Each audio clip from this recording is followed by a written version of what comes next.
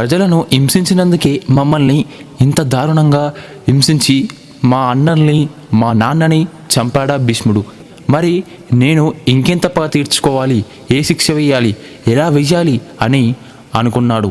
ఆ సమయం ఎప్పుడొస్తుందా అని ఎదురు చూస్తూ ఉన్న సమయంలో దుర్యోధన రూపంలో శకునికి అవకాశం వచ్చింది. దుర్యోధనుడు పుట్టిన తర్వాత రాజ్యంలో పెను మార్పులు జరిగాయి.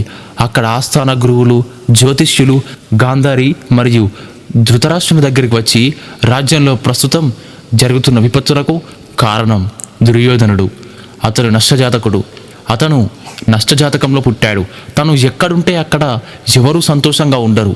తన వల్ల రాజ్యం, వంశం అంతా నాశనమవుతుంది అని చెప్పారు.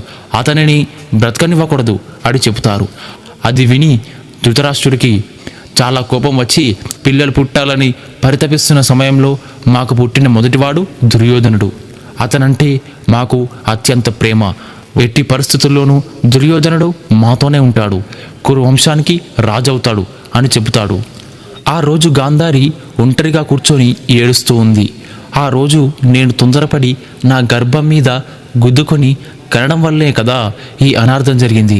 ఆ తప్పే ఈరోజు నా బిడ్డని రాక్షస గడియల్లో పుట్టేలా చేసింది అని ఏడుస్తుంది. అసలు తన గర్భం మీద గుద్దుకొని అంత త్వరగా కనాల్సిన అవసరం ఎందుకొచ్చింది అంటే మనం గతంలోకి వెళ్ళాలి.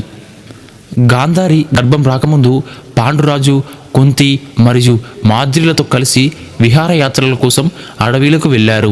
అక్కడ ఓ సుందరమైన ప్రదేశంలో పర్ణశాల నిర్మించి ఆనందంగా నివసించడం మొదలుపెట్టారు. అక్కడుండే గిరిజనులు వీళ్ళని దేవతలు చూసినట్టు చూసేవారు. ఒకరోజు కుంతి, మాద్రి పాండురాజు దగ్గరికి వచ్చి అతనితో మీరు విలువిద్యల్లో ఆరితేరినవారని వాళ్ళు వీళ్ళు చెప్పడమే తప్ప మేము ఎప్పుడు చూడలేదు. మేము మీతో వేటకు వచ్చి చూస్తాము అని అంటారు.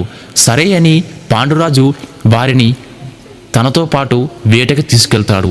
అక్కడ అడవిలో ఇలా అంటాడు, నేను కళ్ళు మూసుకొని కేవలం శబ్దాధారణతో వేటాడగలను చూడండి అని కళ్ళు మూసుకొని అక్కడ పొదల చాటున శబ్దం వస్తుంటే అందులోని విల్లు విసురుతాడు.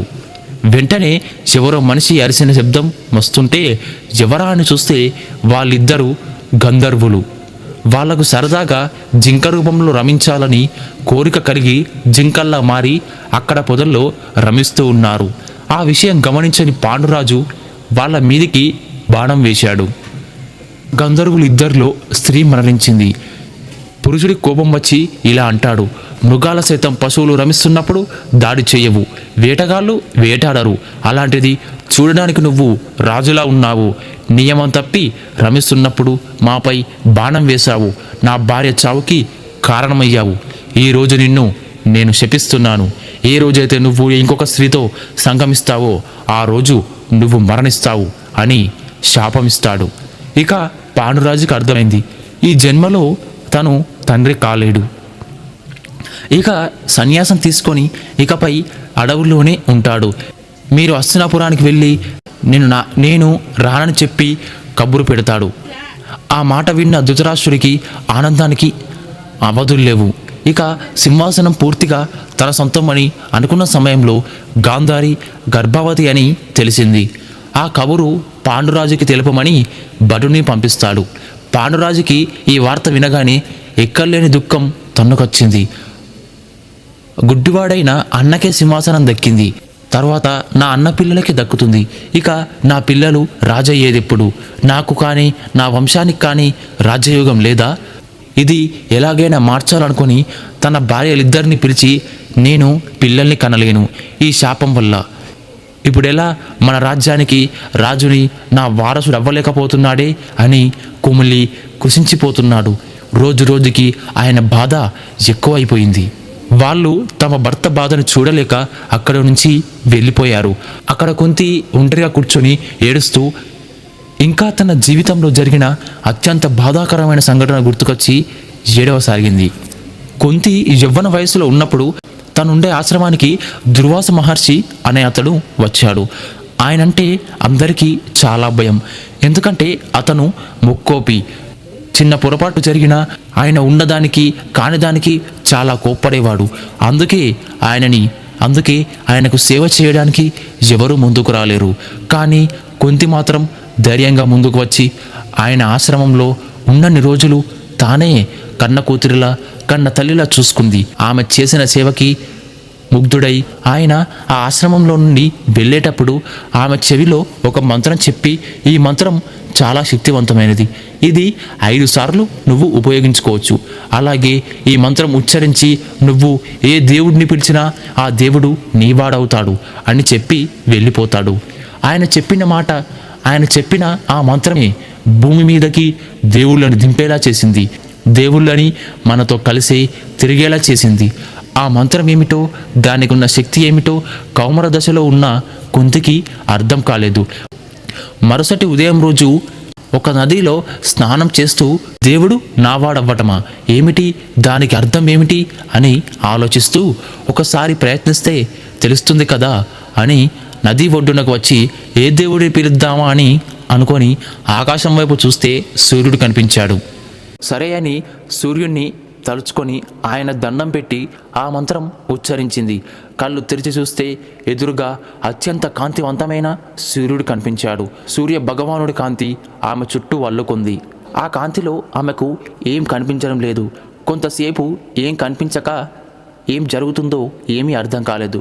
కొంతసేపటి తర్వాత ఆ కాంతి ఆమెను వదిలిపోయింది. ఎదురుగా సూర్య భగవానుడు లేడు. ఒక పసిబిడ్డ నవ్వు వినిపించింది. చేతులు బరువు అనిపిస్తున్నాయి. ఏమిటా అని చూస్తే ఆమె చేతిలో అప్పుడే పుట్టిన పసిబిడ్డ బంగారపు రంగులో చర్మంతో సహజంగా ఏర్పడిన స్ఫటికం లాంటి కవచ కుండలాలతో సూర్యుడిని మించిన కాంతివంతమైన అందంతో సూర్యుడిని సైతం కరిగించేంత స్వచ్ఛమైన నవ్వుతో ఒక అత్యంత సుందరమైన మగ బిడ్డ ఉన్నాడు.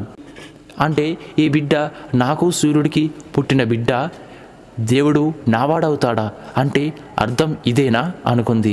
సాక్షాత్తు దేవుడి బిడ్డలు నా కడుపున పుడతారా అని ఆమె అనుకుంది. ఆ బిడ్డ నవ్వు చూశాక ఇలా అనుకుంది, నా జీవితంలో ఇంతకన్నా ఆనందకరమైన రోజు, అద్భుతమైన రోజు ఉండదు, ఇక రాదు అనుకుంది.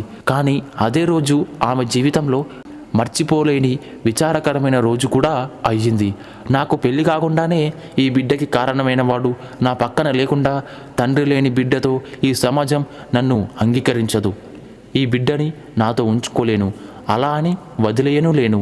ఏం చెయ్యాలో అర్థం కాక, నిర్ణయం తీసుకునే ధైర్యం లేక, తనకు అండగా నిలిచే తోడు లేక, తనని అర్థం చేసుకోలేని చేయనివ్వలేని సమాజాన్ని ఎదుర్కోలేక చివరిసారిగా ఆ బిడ్డని ముద్దాడి తన ఆశీస్సులతో తనపై కుమ్మరించి ఓ పెట్టెలో పెట్టి నదిలో ఆ బిడ్డని వదిలేసి, సూర్య భగవానా, నా ప్రమేయం లేకుండానే నాకు బిడ్డనిచ్చావు, కానీ ఈ బిడ్డని నాతో పెంచుకునే ధైర్యం లేక తనని నదిలో వదిలేస్తున్నాను, ఇక ఈ బిడ్డకి నువ్వే దిక్కు అని ఏడుస్తూ వెళ్ళిపోయింది.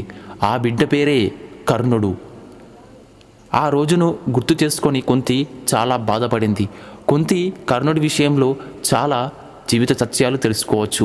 వీరి కథ ద్వారా మనం తెలుసుకోవాల్సిన నీతి ఏమిటంటే, పెళ్లి కాకుండా పిల్లలు పుడితే తప్పు చేశామని సమాజం మనల్ని చీదరించుకుంటుందని భయంతో పిల్లని చిత్తకొండీల్లో, గుడి మెట్ల దగ్గర, అనాథాశ్రమం పేరిట అనాథాశ్రమం గేట్ల దగ్గర వదిలేసి వెళ్ళిపోతున్నారు. చిన్నప్పటి నుంచి తల్లిదండ్రుల దగ్గర నుండి జాగ్రత్తను పెంచిన పిల్లలే సరిగ్గా ఉండడం లేదు. అలాంటిది ఏ మార్గదర్శకత్వం లేని ఆ అనాథులు అడుక్క తినేవాళ్ళుగా, ఆకలికి తట్టుకోలేక దొంగలుగా, తప్పని చెప్పేవాళ్ళు లేక రౌడీలుగా, అడ్డు చెప్పేవారు లేక నేరస్తులుగా తయారవుతున్నారు. అలా జరగడం వల్లే రాజవ్వాల్సిన కర్ణుడు అనాథుడయ్యాడు. సమాజంలో అంటరానివాడయ్యాడు.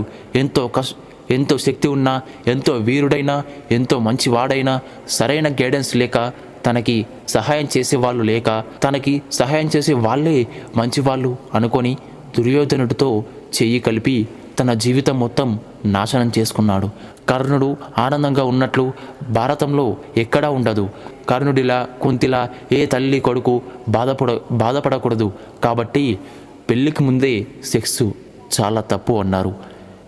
ఇక తనకి దుర్వాస మహర్షి ఇచ్చిన వరం గురించి పాండురాజుకి చెప్పవలసిన సమయం వచ్చిందని పాండురాజు దగ్గరికి వెళ్ళి కర్ణుడు తనకే పుట్టాడని విషయం చెప్పకుండా దుర్వాస మహర్షి తనకిచ్చిన వరం గురించి చెబుతుంది.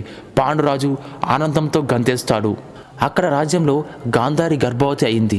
కానీ కుంతి కోరుకుంటే క్షణాల్లో తల్లి అవ్వచ్చు. సో మన వంశంలో మొదటి బిడ్డ మనకే పుడతాడు. అలా జరిగితే రాజ్యానికి మన బిడ్డే రాజు అవుతాడు. కాబట్టి కుంతి మనకి పుట్టే మొదటి బిడ్డకు రాజు అవ్వాల్సిన లక్షణాలు ఉండాలి. రాజుకు ఉండాల్సిన మొదటి లక్షణం ధర్మంగా జీవించడం. ముల్లోకాలలో అత్యంత ధర్మంగా ఉండేది యమధర్మరాజు. తనకి స్వార్థం, పరంపర భేదాలు అనేవి ఉండవు. ఎవరికైనా ఒకటే శిక్ష, ఒకటే న్యాయం. కాబట్టి ఆయన్నే పిలువు అంటాడు. సరే అని ఆ సాయంత్రం పూట మంత్రం ఉచ్చరించి యమధర్మరాజును తలుచుకుంటే వెంటనే యమధర్మరాజు ప్రత్యక్షమయ్యాడు. చుట్టూ చిమ్మటి చీకటి అలుముకుంది.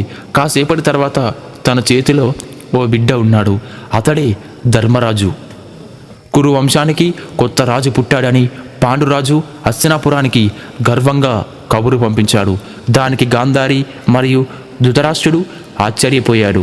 ముందుగా నా కడుపున రాజు పుట్టాలి కానీ కుంతీదేవికి పుట్టాడా అని ఉక్రోషంతో గాంధారి తన కడుపుని గట్టిగా గుట్టుకొని కౌరవులకు జన్మనిచ్చింది. దుర్యోధనుడు పుట్టిన కొన్ని రోజులకే మిగిలిన 100 కుండలు పగిలి కౌరవులందరూ పుట్టారు. అందులో ఒక అమ్మాయి కూడా ఉంది. తానే దుశల.